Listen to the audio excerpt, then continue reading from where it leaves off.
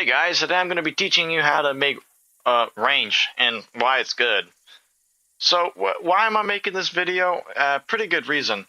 I completely dog walked someone earlier today, and mainly because he was losing a duel and I was trying to help him and he was not listening to me and he wasn't nice about it either.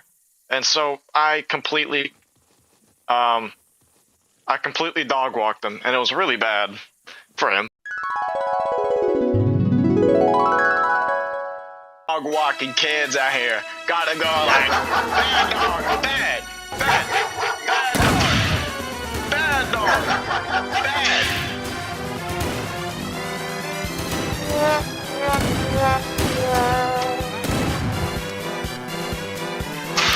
You hear that? That's foreshadowing. A shotgun? I'm right here, man. Come on. Oh, he left. Bro, what is spammier than the Winchester other than the Gaikai? Nothing.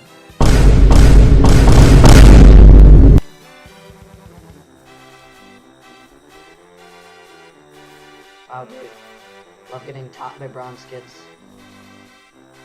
Bro, what is spammier than the Winchester other than the Gaikai? Nothing.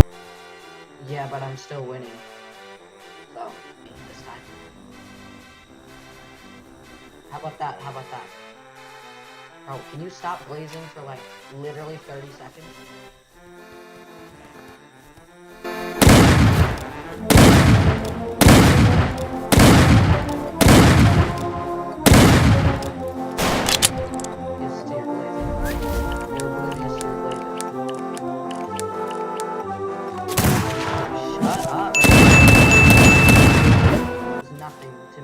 I don't care if I'm losing. I don't care.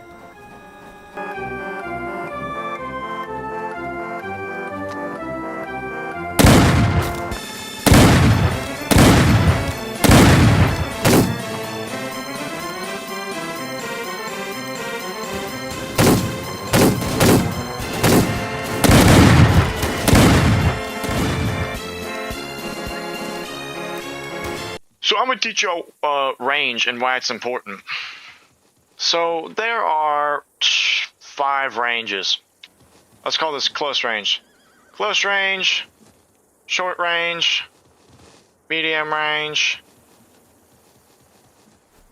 long range, and then beyond that is what is like super long range. So why do these matter? Where you position yourself can change the how a battle goes out significantly. And so today I'm going to be talking about duels. And so there's only really 4 important distances, and that's up to long range, super far range, and you're just doing something interesting. So what do each of the ranges provide? Usually you are in a duel at medium range. This is the most common range for a fight. And most guns do not have a drastic, noticeable change in playstyle. Depending on the range, your guns are affected based on their bullet speed and stuff like that, and how good you are at aiming and moving. So if you're this close, accuracy, bullet speed do not matter, but rather the skill and how good you are at aiming, surprisingly. Because what can happen? So say you're not really that good at the game and aiming, and you have a slow sensitivity. I'm not that big of a tryhard on sensitivity, but say it's like really slow, and you're aiming here, right? So the target shows where they're aiming. Guess what? I go around you, you're no longer aiming at me. And so you got to turn all the way around. But the whole time, I could just, like that. At any one of those, I could have shot you. And at this range, fanning comes important, but I don't recommend fanning because that's spam. But if you guys are chill with fanning, then this range is optimal. Short range gets a little easier, but think of it as this. the farther you are, the harder it is to move relative to them. And so what do I mean by that? So notice how long it takes for me to get from here to here, depending on the range. So here it takes me about yay long. Here it takes me about yay long. And it gets exponentially harder and harder to do that. You aren't normally doing this maneuver, but you can see that depending on how close I am, this amount of movement that you'd normally do becomes insignificant. And so at close range like this, you would be doing a lot more strafing and faking like that and jukes. But at long range, you're going to be doing a lot longer of movements and shorter pauses like this, unlike at your different ranges. Movement changes on your playstyle based on how close you are. Also, depending on what they're using and what strategy you want to use, you can move it. So, say you have more health. They're at 50 health and you're at like 100. Maybe you got a couple cheeky hits in and you both are missing a lot. You could back out of the short range engagement and make it a fair 1v1. But it's not really a fair 1v1 because you have a health advantage. And so you can retreat and advance depending on what you need. Second, say you don't have the health advantage and they do. You could do one out of two things. You could push closer so that you could make it more skill-based. And as much as you may think that this isn't skill-based, this surprisingly is. It makes it very hard for them to hit you. And so say somebody is doing this to you, right? You could just back away and create range necessary, like short range. Here, you could be really annoying.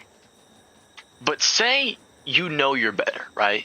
You're arrogant and you know you're better at bullet speeds and stuff like that. Oh, quick tip, super off topic. Make sure to have gun trails on and have a minimum of roadblocks. I don't know. I hear something about like block strap and stuff. I don't use that stuff. I don't know what it is.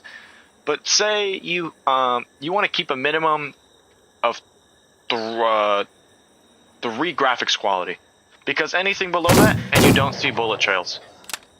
And that's important for 2 things.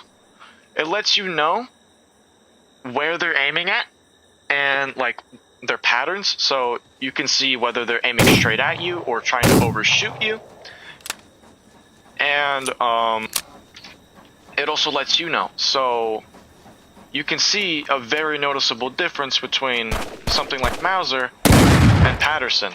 And knowing your bullet speed allows you to adapt, and you notice your bullet speed very much depending on range. So take Mauser. This is a great gun. It's a really good gun, but its downside is bullet speed. And so, say your enemy has the Mauser, right? And you have a Pat. You could make distance and abuse the fact that they're going to be missing a lot because of their bullet speed, and you could just lock on.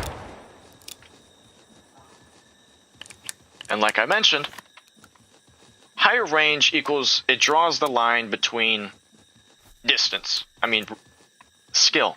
So if I'm farther away, and I'm better at accommodating, so say you're good with Winchester and they just man prone like this, right? If I'm shooting all over here, but I'm really close, no matter how badly I aim, I'm still hitting them. However, if I do that from here, I'm not going to hit him as often. That's a very overdramatic example, but you can see that if I aim the same from here as I do from here, and he's worse at aiming, it's a better idea for me to make distance, and he's going to aim worse. So that's 2 reasons why. It makes it easier for you to aim or harder for them to aim. And you can capitalize on your gun speed. Your bullet speed of the gun. So Patterson, super fast, and Mauser, super slow. So you can retreat and advance as necessary. There are certain really interesting exceptions. Take a shotgun, right? This is probably your most common one. This is pretty basic knowledge. Someone with a shotgun is going to get close range. What do? You make range so that less pellets hit them. See that? That's kind of often you encounter someone with a shotgun. But not in duels. What you will want to counteract, though, is this gun. Now, I'm going to say it now. Hartford's a lot better than the Henry. And this is one of the biggest reasons why. So say I'm the enemy and you're this guy, right? What's bad about this gun is it has a very stark damage drop-off. So you can see at around 31 studs, which is about this far, it drops very quickly from 80 body to 64 body. Which, if they're comboing it with it improperly, so if they're doing like this and proto, so they hit you once in there and they're expecting to hit this, if they hit you only once from here and then try to spam with proto, it's going to take 2 proto shots over 1 proto shot. Another thing, the one-tap headshot. It goes from one-tap headshot from here, and then somewhere at this line, and then here, cuts off starkly, no more one-tap headshot. That's it. One of the best arguments for this gun, gone. Also, if you really want to be a slimy prick, remember, imagine this is a name tag, right? So you can see my name over my head, right? And even if I'm crouched, if you're close enough, you can see it. But at a distance, even if I'm... Well, at a distance, if I'm crouched like this and, you know, my character's dark, they can't see my name and they can't really see me, and I can abuse this like hell. And, yeah, hopefully I edited it good enough so that you can understand what I was saying. Bye, y'all.